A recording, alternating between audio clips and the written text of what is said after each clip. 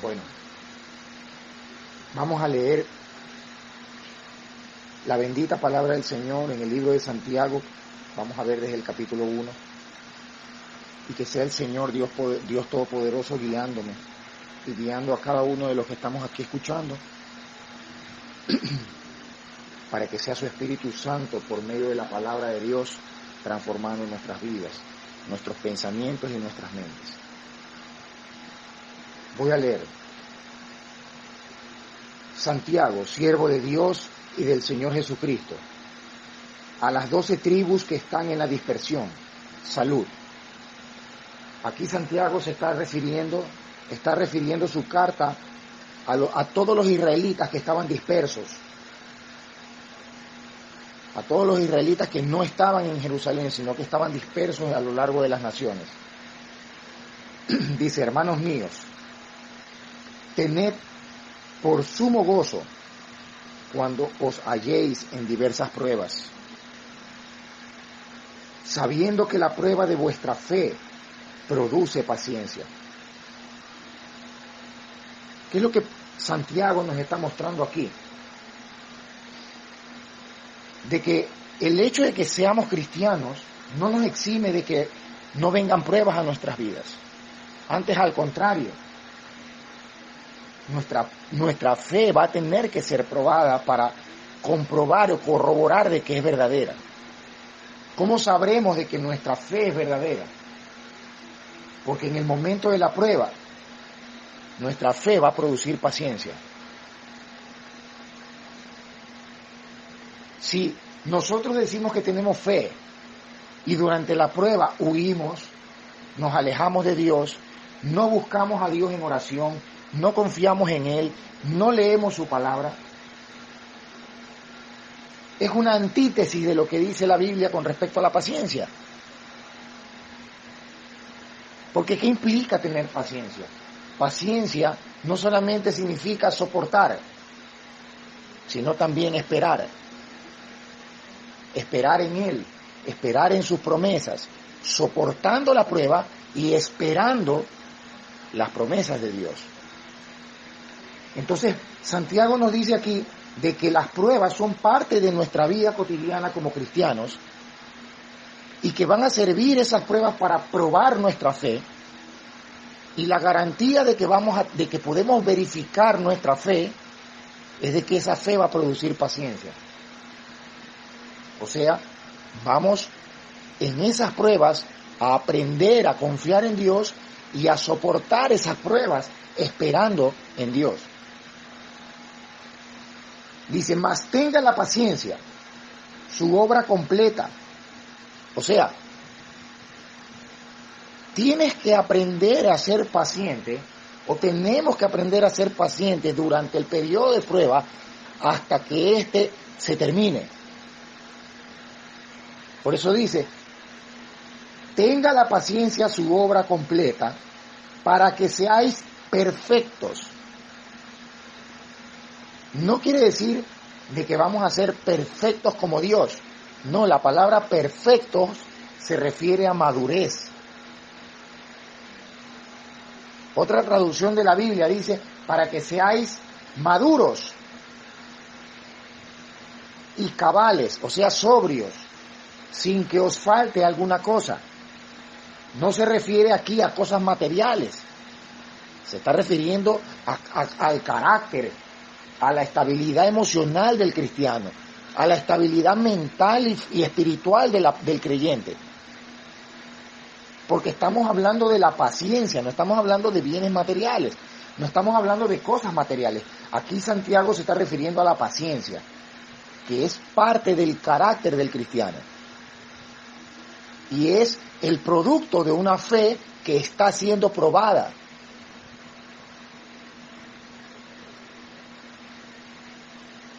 Y Santiago todavía agrega y dice: y si alguno de vosotros tiene falta de sabiduría. O sea, Santiago da por sentado de que vamos a darnos cuenta de que nos falta sabiduría. La sabiduría no viene con nosotros. No estamos hablando de la inteligencia natural del hombre. Estamos hablando de la sabiduría que proviene de Dios. La sabiduría que te permite discernir la palabra de Dios. La sabiduría que te permite reconocer entre lo bueno y lo malo de acuerdo a la voluntad de Dios. A esa sabiduría se refiere Santiago. Por eso dice, y si alguno de vosotros tiene falta de sabiduría, pídala a Dios. Santiago nos da esa seguridad de que podemos acercarnos delante de Dios y pedirle que nos dé sabiduría. Un ejemplo lo tenemos en el Antiguo Testamento, con Salomón.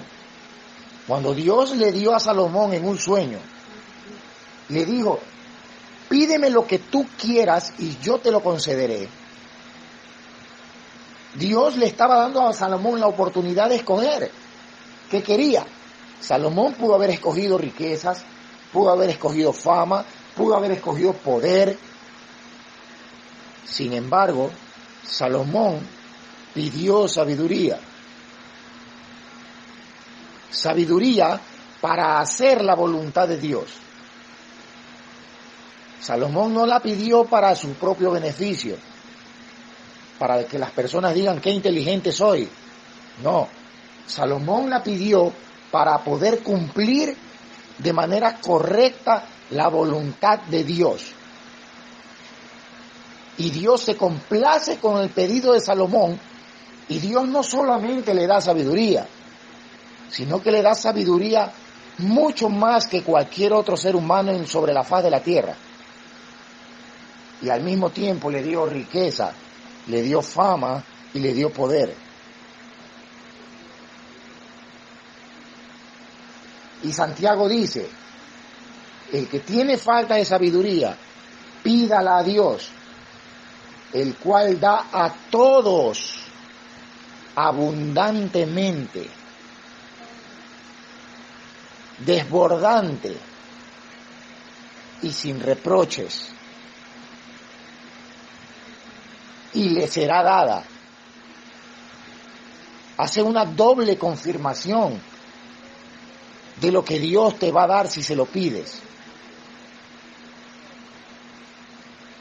Pero aquí viene el punto principal, dice, pero pida con fe, no dudando nada, porque el que duda es semejante a la onda del mar, que es arrastrada por el viento y echada de una parte a otra. El apóstol Pablo también hace mención a un ejemplo similar con respecto a las olas del mar, cuando dice que no seamos como niños fluctuantes, llevados por doquier por todo viento de doctrina, por estratagema de hombres que emplean con astucia las artimañas del error. Ese término que Pablo utiliza de fluctuantes es un término marítimo que quiere decir lo mismo que Santiago está diciendo aquí, como las ondas del mar llevadas de un viento para allá y para acá, o sea, personas que van sin rumbo. Una persona que pide, pero no tiene fe que va a recibir la sabiduría de parte de Dios, es una persona que no sabe ni a dónde va, es una persona sin rumbo.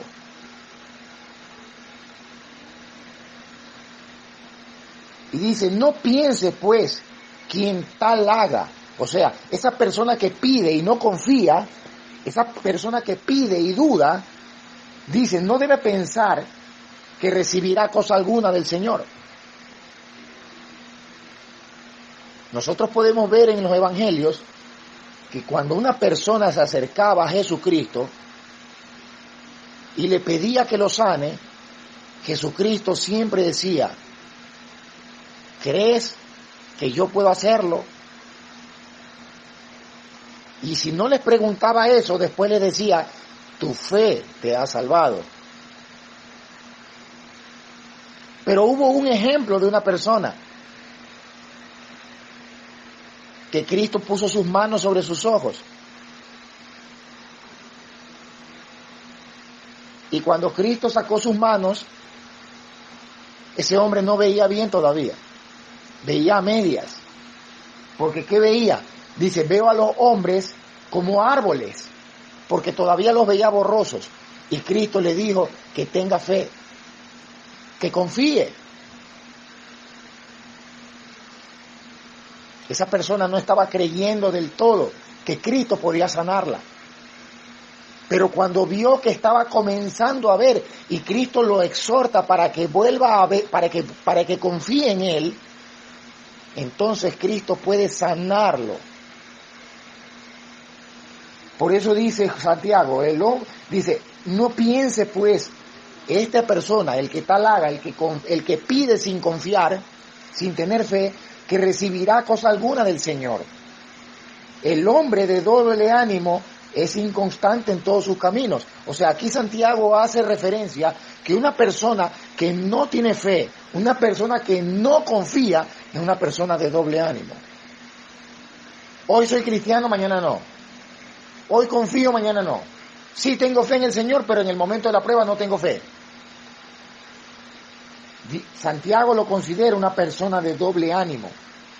Y dice, y es inconstante en todos sus caminos. O sea, hoy estás arriba, mañana estás abajo. El hombre, el hermano que es de humilde condición, gloríese en su exaltación. Pero el que es rico, en su humillación, porque él pasará como la flor de la hierba. Porque cuando sale el sol con calor abrasador, la hierba se seca, su flor se cae y perece su hermosa apariencia. Así también se marchitará el rico en todas sus empresas. Y eso nos da una enseñanza muy importante, para que no pidamos a Dios riquezas. Fíjense que todo el capítulo, toda esta parte de este fragmento de Santiago, nos muestra de que lo que debemos pedir a Dios es sabiduría. No digo que esté mal que pidamos cosas, no, pero dejémosle a Dios la voluntad de dárnosla. ¿Por qué? Porque aquí Santiago nos hace ver que el hermano que es de humilde condición, ahora sí se está refiriendo a lo material. Gloríese en su exaltación. ¿Por qué? Porque será exaltado por Cristo. Pero también dice que el hermano que es rico en su humillación. ¿Por qué? Porque el rico tiende a exaltarse a sí mismo. Pero si este rico llega a los pies de Cristo, Cristo lo va a desinflar, lo va a humillar. ¿Para qué? Para que aprenda a ser humilde. Por eso dice, el rico gloríese en su humillación.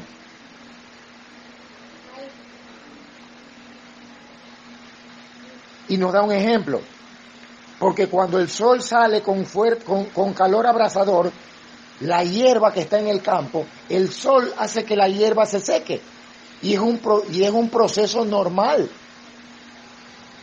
Y al secarse la flor, la hierba, la flor también perece su hermosa apariencia. Y nos dice la palabra de Dios que así como la flor y la hierba, el sol la seca, así mismo el rico se marchitará en todas sus empresas. Por eso no debemos nosotros anhelar las riquezas de este mundo, porque donde esté nuestro tesoro, ahí estará nuestro corazón. Si mis metas están en las riquezas de este mundo, mi corazón estará puesto ahí, y yo no puedo servir a dos señores. ¿Por qué? Porque amaré al uno y despreciaré al otro. Y asimismo, nadie puede amar a Dios y a las riquezas. El que ama las riquezas de este mundo tiene su parte en este mundo. Su corazón está en este mundo. El que anhela las cosas de esta vida tiene su parte en las cosas de esta vida. Y este mundo va a perecer anegado en fuego.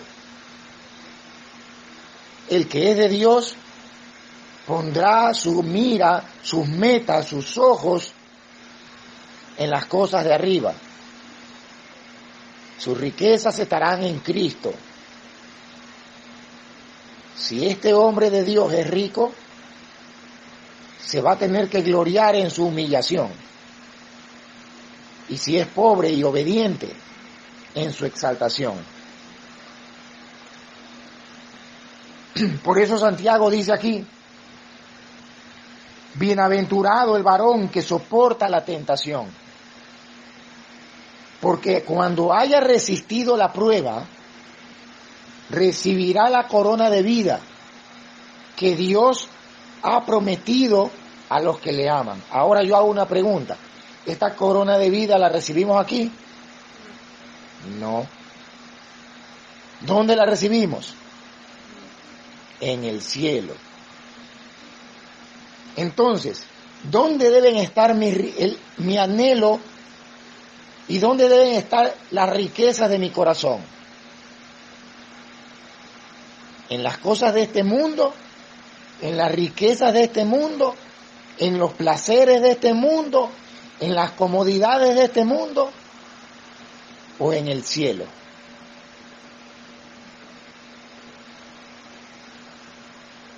Por eso es necesario abrir los ojos al Evangelio para ver la gloria de Cristo y poder anhelar lo que no vemos todavía.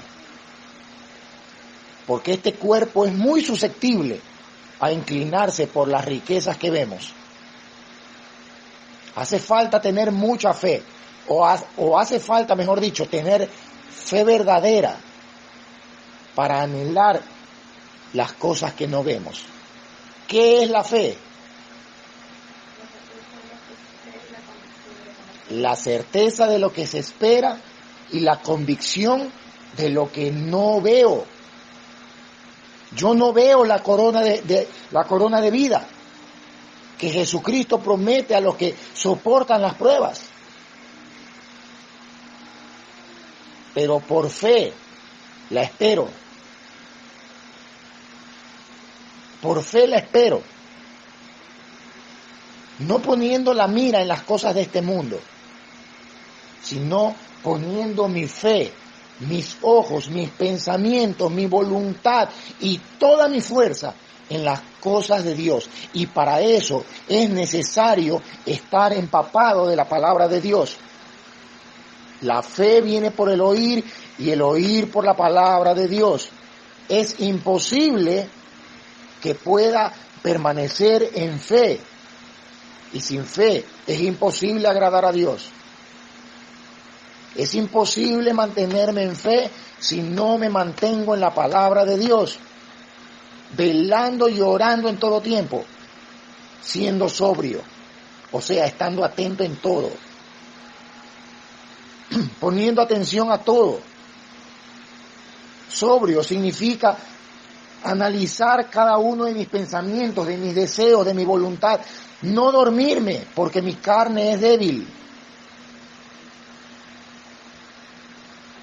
Dice, cuando alguno es tentado, no diga que es tentado de parte de Dios, porque Dios no puede ser tentado por el mal, ni Él tienta a nadie. ¿Ustedes recuerdan cuando Cristo estuvo en el desierto y Satanás le dijo que se lance del pináculo del templo para ver si los ángeles lo guardaban? Cristo, ¿qué le dijo? No tentarás al Señor tu Dios. Cristo estaba refiriéndose a Él mismo como el Señor tu Dios. Cristo es Dios. Cristo no puede ser tentado por el mal y Él no tienta a nadie. Por eso cuando venga una tentación, Cuando yo me sienta tentado de mirar a una mujer, ay, es que yo caí porque Dios me puso esa tentación. No, Dios no la puso. Dice, sino que cada uno es tentado cuando de su propia concupiscencia es atraído y seducido. O sea, cuando de mis propios pensamientos desordenados soy atraído y soy cautivado. Entonces, la concupiscencia, después que ha concebido, da a luz el pecado, y el pecado, siendo consumado, da a luz muerte. Y nos da un ejemplo fácil de entender, una concepción de un embarazo. Todos sabemos que cuando ocurre la concepción, cuando el espermatozoide fecunda el óvulo. Entonces dice que entonces la concupiscencia después que ha concebido, o sea, el espermatozoide es el mal pensamiento, el óvulo es mi mente. Cuando ese mal pensamiento entró a mi mente y yo lo dejé entrar, concibe. Esa concepción que yo permití ya es pecado en mi mente. Por eso da a luz pecado. Cristo dijo, habéis oído, no matarás. Pero yo digo que todo aquel que se enoje contra su hermano es culpable de homicidio. Cristo dijo, habéis oído, no cometerás adulterio. Mas yo digo que todo aquel que mira a una mujer y la codicia en su corazón, ya adulteró con ella. O sea, el pecado ya es pecado desde el momento en que lo permití en mi mente. Santiago dice que cuando el espermatozoide, o sea, el mal pensamiento, entró en mi óvulo, o sea, en mi mente, ya en ese momento hay pecado en mi corazón. Pero cuando yo consumo el pecado, cuando lo ejecuto, el pecado, siendo consumado, da a luz muerte. O sea, separación. Por eso hay muchos cristianos que cuando caen en pecado, no leen la Biblia, no buscan a Dios, pierden la comunión con Dios. No mueren inmediatamente, aunque hay casos en los que sí Dios manda muerte. Pero específicamente aquí, Santiago se está refiriendo a la separación de la comunión con Dios. Sin santidad, nadie puede ver al Señor. ¿Dónde yo veo al Señor? En la Biblia. Por eso, cuando estoy en pecado, no confesado, voy a la Biblia y no la entiendo. Amados hermanos míos, no erréis.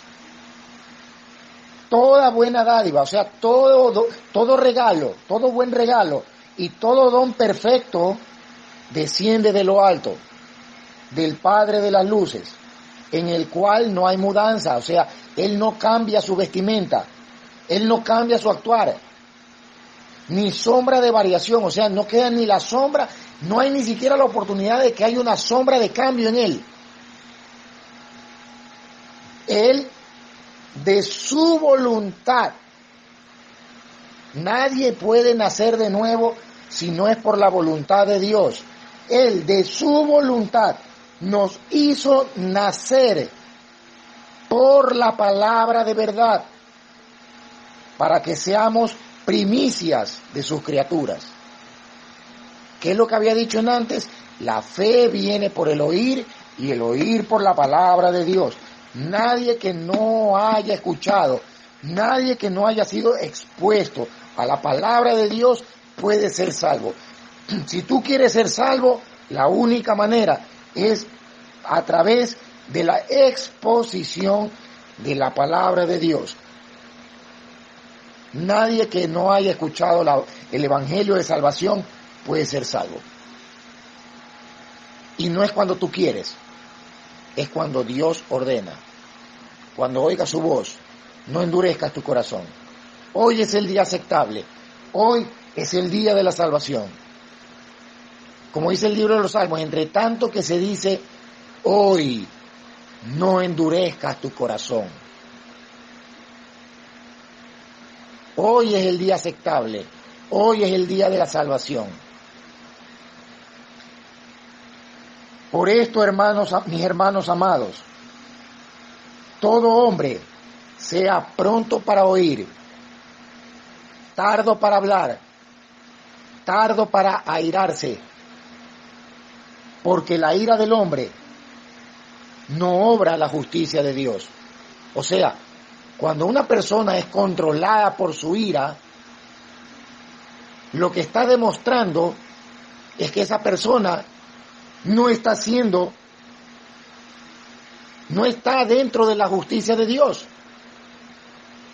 Esa persona que está siendo controlada por su ira no tiene la justicia de Dios, no está siendo controlada por el Espíritu de Dios. Dice, por lo cual, desechando toda inmundicia, o sea, toda basura, todo lo podrido,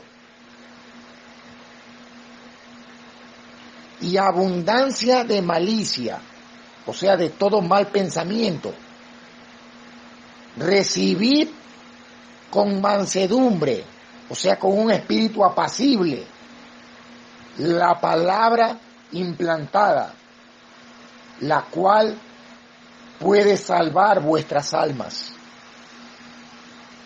Cuando oigas la palabra de Dios, recíbela con humildad. No la restringas, no la rechaces, no te resistas, porque esta palabra puede salvar tu alma.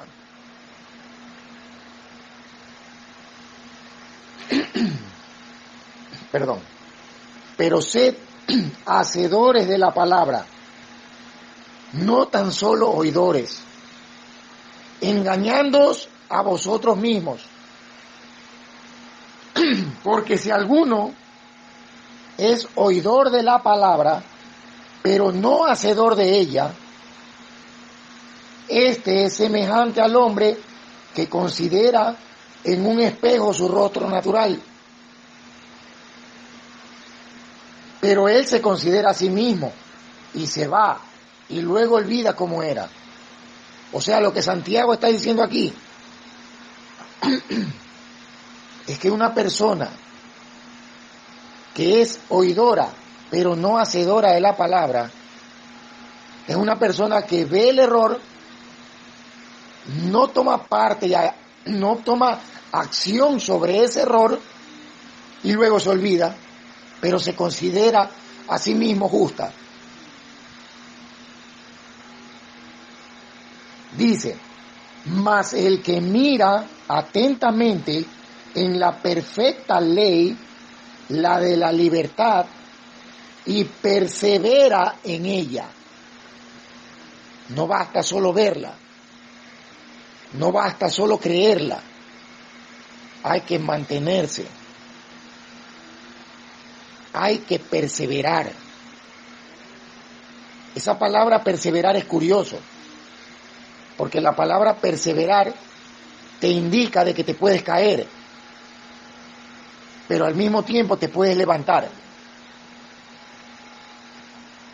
Perseverar implica que a pesar de las caídas, a pesar de los obstáculos, a pesar de las dificultades, vas a permanecer. Vas a luchar, vas a seguir.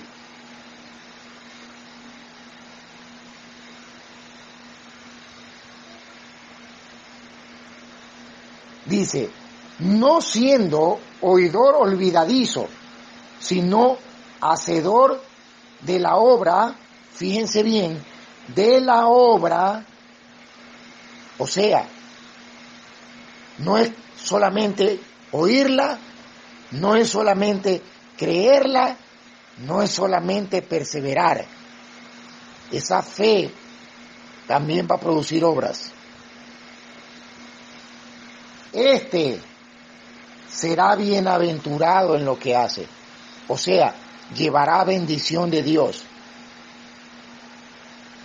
Si alguno se cree religioso entre vosotros y no refrena su lengua, sino que engaña su corazón, la religión del tal es vana, es inservible, es por gusto de la lanza.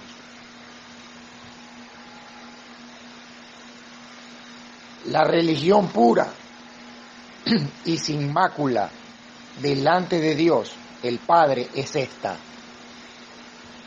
visitar a los huérfanos y a las viudas en las tribulaciones, o sea, en sus dificultades, y guardarse sin mancha del mundo, o sea, guardarse sin pecar del mundo. Tratar en lo posible de no pecar, buscar en la perseverancia, caminar cerca de Dios, en santidad, haciendo la voluntad de Dios para no desobedecer la palabra.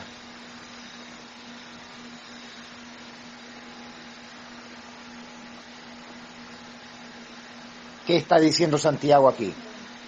¿Que no somos salvos por obras? No, lo que Santiago está diciendo aquí es que la verdadera fe es una fe que persevera, y esa perseverancia va a producir, esa fe que persevera va a producir obras. Y Santiago aquí solo nos está dando un ejemplo de cuál es el carácter de las personas que tienen fe. Se van a preocupar por los demás. Van a preocuparse por las personas que están pasando dificultades. Por eso dice, visitar a los huérfanos y a las viudas en sus tribulaciones, o sea, en sus dificultades. Dar la mano al que lo necesita. Ese es el carácter, no la obra. La obra del que tiene un carácter, del que le nace de su corazón, llevado por la palabra de Dios. Si tú haces esto desligado de la Biblia, tú te estás engañando a ti mismo. Tu religión es falsa. Es una fe guiada por la palabra, que se produce a través de la palabra, nacida de la palabra. Esa fe va a producir perseverancia. Esa perseverancia va a traer consigo obras. Dice Santiago, hermanos míos, que vuestra fe en nuestro glorioso Señor Jesucristo sea sin acepción de personas. O sea, yo no voy a decir, no, yo soy hija de Dios, pero, o hijo de Dios, pero estoy obrando, pero a ese yo no le doy nada, porque no se lo merece. No, o ese no, o ese sí, no. Santiago dice, sin acepción de personas. Y nos da un ejemplo.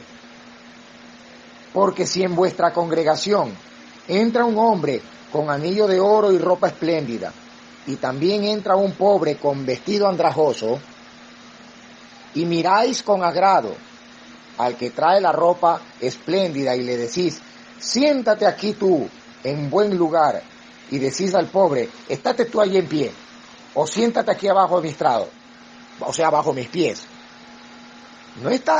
No hacéis distinción entre vosotros mismos y venís a ser jueces con malos pensamientos. O sea, Santiago aquí nos está diciendo que el que procede de esa manera, el que hace acepción de personas, se está erigiendo a sí mismo como un juez a causa de sus malos pensamientos. Hermanos míos, Oíd, ¿no ha elegido Dios a los pobres de este mundo para que sean ricos en qué? ¿En dinero? ¿En posesiones? No, en fe. La riqueza de los hijos de Dios es de fe y herederos del reino que ha prometido. ¿A quiénes? ¿A todos los que aceptan al Señor como el Salvador? No, a los que le aman. Y Cristo dijo, si me amáis, guardad mis mandamientos. ¿Por qué me decís, Señor, Señor, y no hacéis mi voluntad?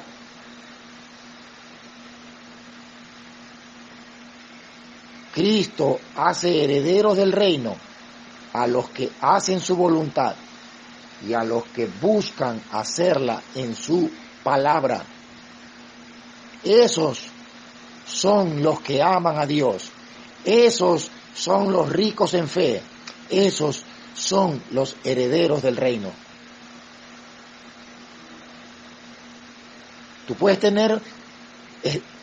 ser pastor, puedes estar en una iglesia, puedes cantar en el coro, puedes predicar, pero si tú no amas a Dios, obedeciendo sus mandamientos, amando su palabra, tú no tienes fe.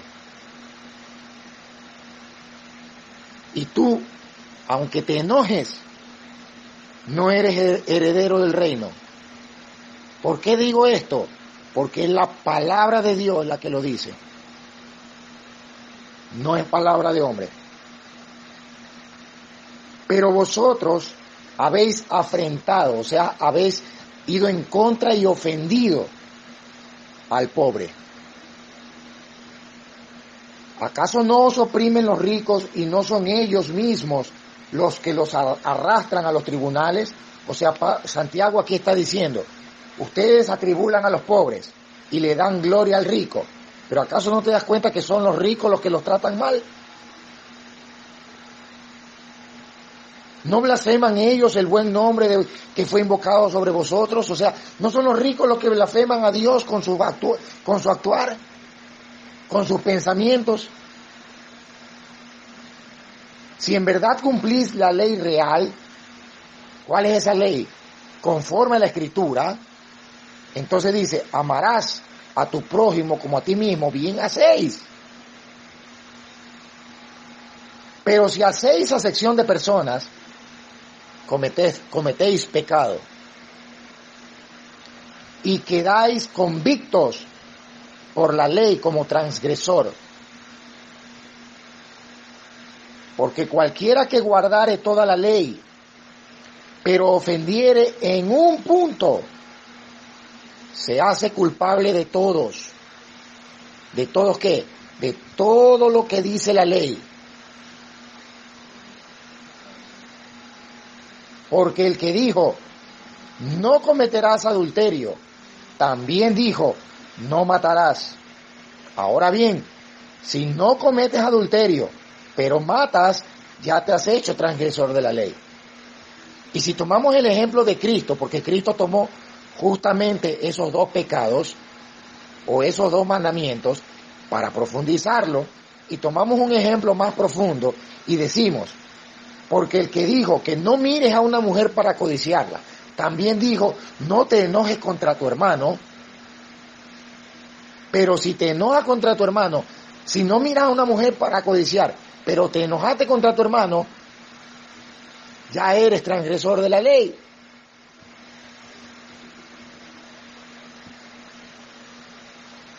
Así hablad y así haced, como los que habéis de ser juzgados por la ley de la libertad. ¿Cuáles son los que van a ser juzgados por la ley de la libertad? Los que aman a Dios. ¿Por qué? Porque el que está en Cristo no vendrá a condenación jamás. Los cristianos no serán condenados, no serán juzgados, no seremos juzgados para ver si somos salvos o no. Eso es lo que dice Santiago. Los que van a ser juzgados por la ley de la libertad en Cristo. Porque juicio sin misericordia se hará con aquel que no hiciere misericordia. Y la misericordia triunfa sobre el juicio. Yo me imagino aquí, esta es una opinión muy personal, que habrán cristianos que lleguen al cielo, pero habrán sido sin misericordia para el trato con sus hermanos. Y cuando estén frente a Cristo, pedirán misericordia, pero Cristo los juzgará sin misericordia y recibirán castigo sin misericordia.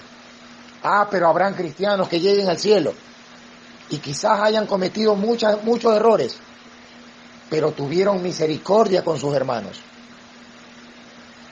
y perdonaron muchas faltas de sus hermanos, aunque no lo merecieran, aunque nunca les pidieron perdón, pero perdonaron y tuvieron misericordia de esas almas. Cuando estén en el cielo, dice, la misericordia triunfa sobre el juicio. Cuando venga Cristo y vaya a juzgar a ese hermano, a ese creyente que tuvo misericordia y pida misericordia, el Señor tendrá misericordia de él. ¿Por qué? Porque la misericordia triunfa sobre el juicio.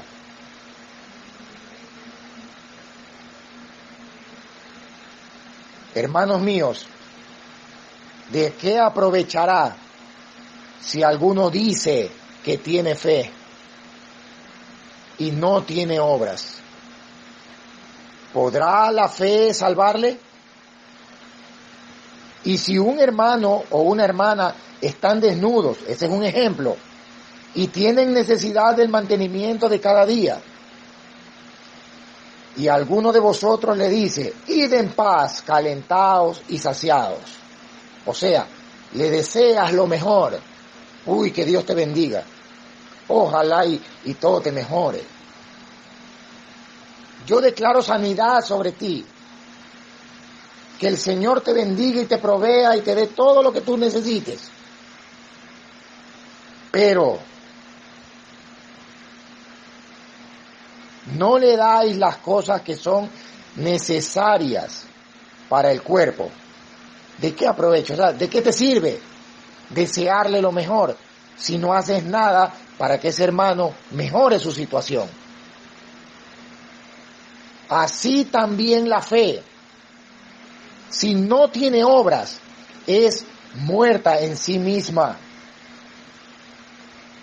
Pero alguno me dirá, tú tienes fe, yo tengo obras. Santiago le dice, muéstrame tu fe sin tus obras, y yo te mostraré mi fe por medio de mis obras. ¿Tú crees que Dios es uno? O en otras palabras actuales, ¿tú crees que Dios existe? ¿Tú crees en Dios? Y todo el mundo te va a decir sí. Bien haces. También los demonios creen y tiemblan. No basta con creer. Esa fe tiene que perseverar. Esa fe tiene que producir obras. Esa fe tiene que producir un cambio de carácter en la persona. ¿Tú crees que Dios es uno? Bien haces. Los demonios también creen y tiemblan. Si tú solo tienes fe y no tienes obras, tu fe es igual que la de los demonios. Analízate a la luz de las Escrituras. Mas ¿quieres saber, hombre vano, que la fe sin obras es muerta? ¿No fue justificado por las obras Abraham, nuestro padre, cuando ofreció a su hijo Isaac sobre el altar? Aquí cualquiera puede decir, Abraham fue justificado por las obras. No, aquí lo que Santiago está diciendo, que Abraham demostró que tenía fe, por la cual fue justificado, pero él demostró su fe a través de sus obras. Por eso en el versículo 22 dice, ¿no ves que la fe actuó juntamente con sus obras y que la fe se perfeccionó por las obras? Y se cumplió la escritura que dice, Abraham obró con Dios y le fue contado por justicia. ¿Así dice? No, dice, Abraham creyó a Dios y le fue contado por justicia y fue llamado amigo de Dios. Vosotros veis, pues, que el hombre es justificado por las obras y no solamente por la fe. ¿Qué es lo que dice Santiago? Que las personas ven que las personas los hombres son justificados, o sea, son salvos por medio de las obras y no solo por la fe. Pero Santiago nos da otro ejemplo y dice, asimismo también Rahab, la ramera, no fue justificada por las obras cuando recibió a los mensajeros y los envió por otro camino. Porque como el cuerpo sin el espíritu está muerto, así también la fe sin obras está muerta. Podemos ver entonces en el libro de Santiago capítulo 1 y capítulo 2 que hemos revisado de que la fe verdadera, la fe que viene de Dios, la fe que produce el nuevo nacimiento, solo lo produce por la voluntad de Dios. Pero nosotros somos responsables de oír con fe, de atender a ese llamado. Cuando oímos la voz de Dios por medio de la palabra, esa palabra cuando le abrimos nuestro corazón, produce fe. Esa fe persevera, se mantiene hasta el último, sin importar las caídas, sin importar las dificultades, se va a mantener firme. Y al mismo tiempo esa fe produce obras. Esa obra producida por un carácter transformado, un carácter que va a buscar el bien ajeno, no solamente de desearlo, sino también de obrar. Porque la fe sin obras es muerta. Nadie puede decir que tiene fe si no produce obras de justicia que nacen primero de un carácter transformado por el poder del Espíritu a través de la palabra de Dios. Es importante escuchar y leer la palabra. Es importante mantenerse en la palabra, perseverar en la palabra y obedecer lo que en ella está escrito. No siendo oidores olvidadizos, sino hacedores de la palabra, para ser herederos del reino. ¿Quiénes son? Los que aman a Dios, los que aman su palabra, los que obedecen su palabra.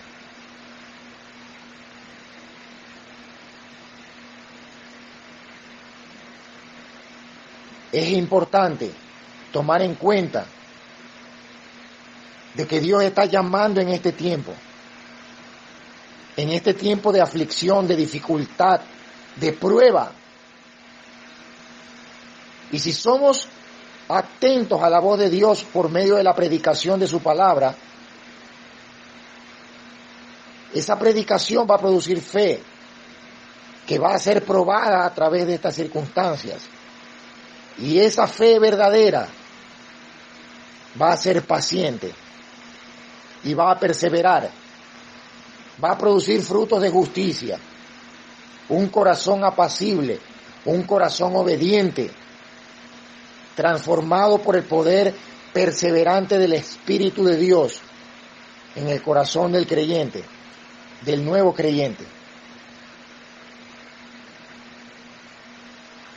Yo doy gracias a Dios por la palabra, por su bendita palabra y por el poder del Espíritu que obra para predicar su palabra.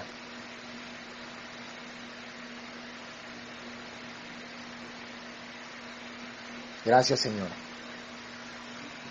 Gracias, Dios mío.